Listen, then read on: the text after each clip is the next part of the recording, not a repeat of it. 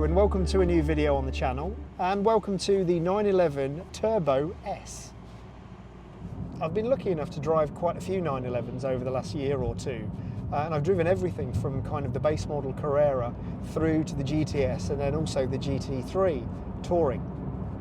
And kind of over that time from the videos I've sort of found that sometimes I really liked the base Carrera for its comfort and its everyday practicality.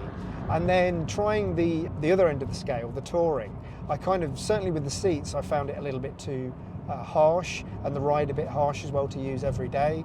So then I kind of throttled back and thought, well, I'll try the GTS because that might be the sweet spot.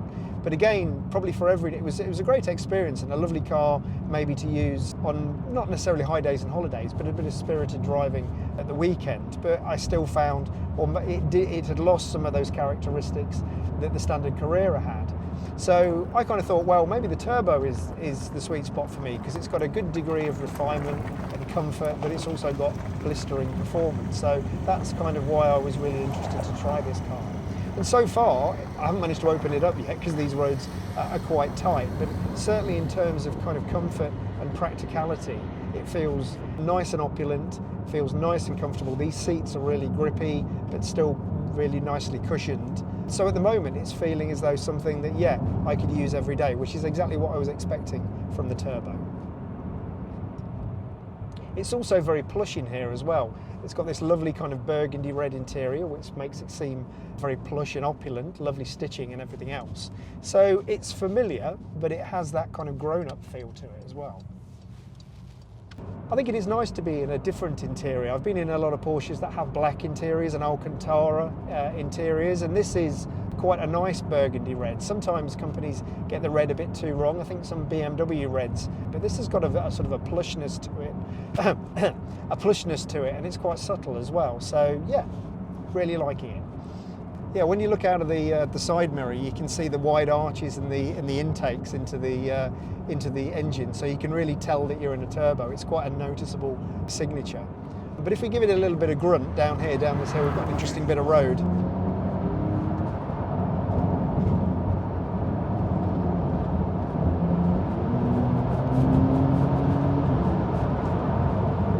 Yep, it certainly goes. And also, it's got that really nice sure-footedness from the four-wheel drive system. That is something that we had on the GTS, and in a way, I sort of talked about it would be nice for it to be two-wheel drive because it made it a little bit more playful. But in terms of this, because you've got so much power, it does give you that degree of it feels really nicely planted. So you can probably exploit the power a little bit more than you would be able to do in a two-wheel drive car.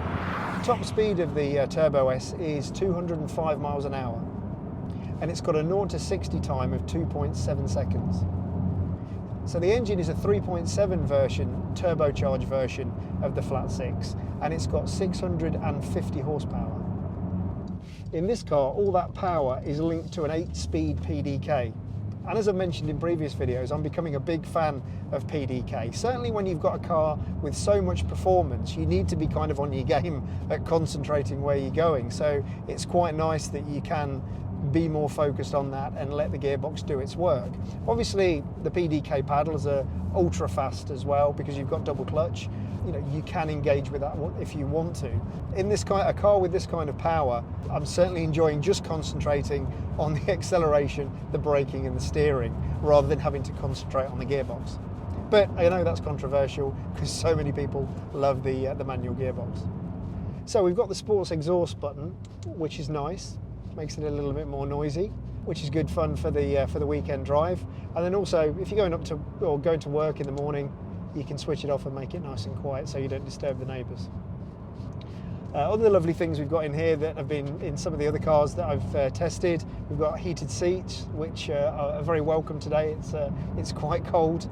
We've also got Porsche active dampers as well, so we can firm up the dampers if we want to, again, for that nice sporty drive. So imagine on a Sunday morning I'd be hitting the active dampers and the sports exhaust and really enjoying this car for kind of what it is in terms of a nice driving experience. Okay, so I've got the spec sheet for this 911 Turbo S. And as usual, we'll look at the standard price and we'll look at the options on this particular press car. The standard price for the 911 Turbo S is £160,610. And then the individual equipment on this particular car is we've got exterior package painted, £1,725. I'm not sure what that is. It might be a little bit of colour coding. We've got mirror bases painted in black, hide gloss, £380. We've got side window trims painted in black, hide gloss. I think that's good, looks a little bit menacing. We've got model designation painted in black, hide gloss, £168.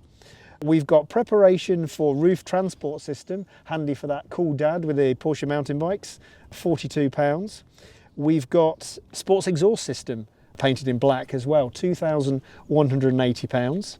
We've got 20 and 21 inch 911 Turbo S exclusive design wheels, which is pretty cool. They've got the centre lock mechanism on them, and that's £1,608.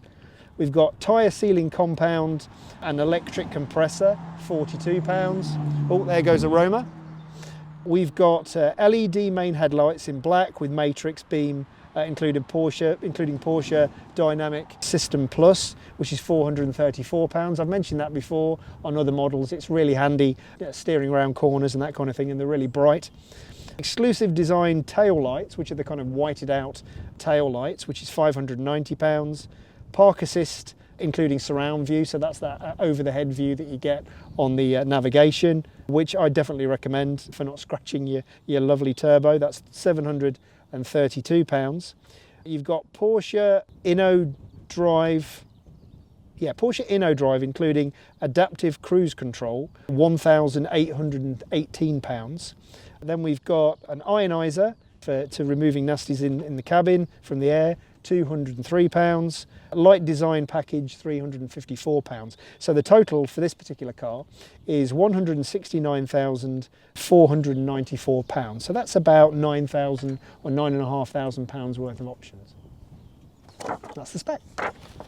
Okay, we're driving some quite nice roads around Goodwood. There's a sort of a predetermined route for us, so it's giving a little bit of an opportunity to kind of understand the feel of the car on roads similar to the Bradgate Park roads that I'd normally drive around, because they've got quite a lot of change of camber, a lot of rises and falls, and also some kind of quite nice, not hairpins, but quite tight bends. The turbo is 1.9 metres wide, so it's a pretty wide car. It's quite it's almost as wide as a Range Rover. I think on these roads you do certainly sort of notice that, probably because with the 992 the wideness is at the front as well, whereas on the 991 it was narrower at the front but still just as wide at the rear, particularly on the turbo. But I think, yeah, it is something that you are aware of when you've got bigger vehicles coming the other way. You're probably going to notice it on these kind of rural country roads in the UK, but maybe not so much in the canyons outside of Los Angeles. One thing I will say though, I've got the dampers switched off now, and we are on quite a rough, undulating, kind of badly tarmacked road, and it does feel nice and comfortable. Sorry if I keep using that word, saying it's comfortable, but it is. I think I am feeling a little bit of what I felt in the standard Carrera, where it did feel, not to kind of do it a disservice, but more like a regular car, where you felt comfortable in it on every road. MC20 coming the other way. But also, as we just opened it up, you've got that blistering performance. A lot of people say that you don't need any more than 400 horsepower for the road, and this has got 650, so it is an awful lot. I suppose if I was going to use this car, if I was going to go touring, maybe across Europe or something like that, where I could open it up on the Autobahn, I'd find that quite welcome that I'd got 650 horsepower. I think I wouldn't want it with a two-wheel drive. I think the stability and the kind of reassurance of the four-wheel drive system is certainly something I'd want with a car with this much power. But I think the nice thing to report is it's pretty docile if I'm not getting on it in terms of that power. It's not something that is, it's fidgety in traffic or it's fidgety at low speeds. It feels nice to use without having to access the power all the time. all of the regular things that you found on other 911s are all present and correct. You've got the lovely kind of infotainment system. We've got Apple CarPlay, and I'm a big fan of the Porsche infotainment system. It works seamlessly, whether you're using the nav that's built in or whether you're using your CarPlay. So yeah, I've talked a lot about the robustness and the quality feel of 911 interiors, and it's just the same here. I think the only thing I'm missing is I do like an Alcantara steering wheel. So this has got the full leather steering wheel.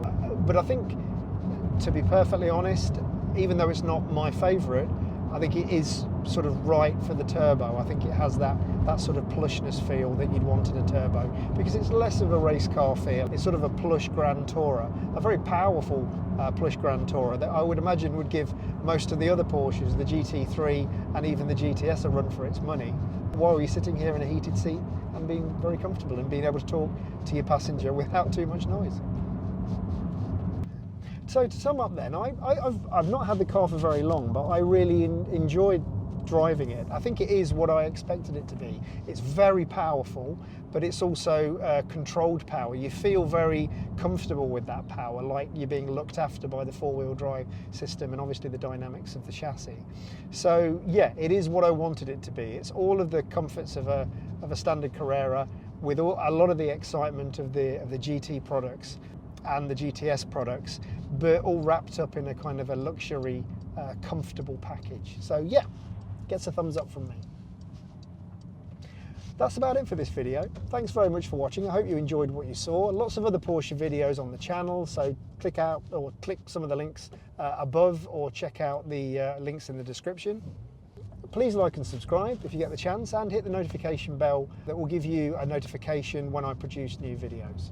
Plenty more great Porsche and other car videos to come. Anyway, we're just going through the Goodwood Tunnel. I probably should put the window down. Yeah, sounds good. Anyway, thanks very much for watching, and bye for now.